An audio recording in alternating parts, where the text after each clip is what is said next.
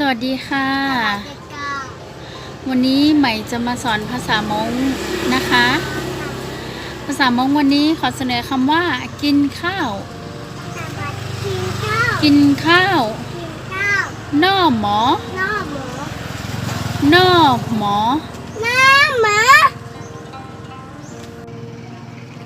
ดื่มน้ำนะคะ ดื่มน้ำเฮาเด้เฮาเด้แปลว่าดื่มน้ำนะคะ แล้วก็ศัพท์ที่ใช้เชื่อมคำในวันนี้นะคะคำว่ารอแปลว่ามารอมาเราจะมาเชื่อมคำนะคะว่ามากินข้าวก็ใช้คำว่ารอนอหมอรอนอหมอมากินข้าวถ้าจะใช้คำว่ามาดื่มน้ำนะคะก็จะพูดว่า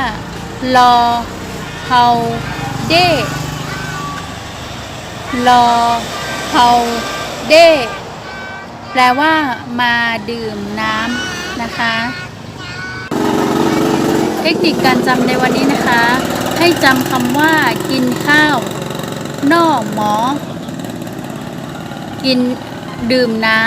ำเฮาเด้และคำว่ามารอเราเอาสามคำนี้มาเชื่อมกันได้นะคะเอาคำว่ามาไว้ข้างหน้าเหมือนแปลภาษาไทยค่ะมากินข้าวแล้วก็เอามาไว้ข้างหน้าก็คือรอนอหมอมากินข้าวถ้าจะว่ามาดื่มน้ำแล้วก็รอเฮาเด้แปลว่ามาดื่มน้ำศัพท์ที่ให้จำในวันนี้ก็คือจะมี3คำศัพท์นะคะถ้าจำได้เวลาเราไปเจอเพื่อนๆที่เป็นม้งเราก็สามารถพูดได้นะคะเรียกให้เขามากินข้าวได้ค่ะสำหรับคลิปนี้ก็ลาไปก่อนนะคะพบกันใหม่คลิปหน้าค่ะว่าใหม่จะมีคำศัพท์อะไรมาเพิ่มเติมนะคะบ๊ายบาย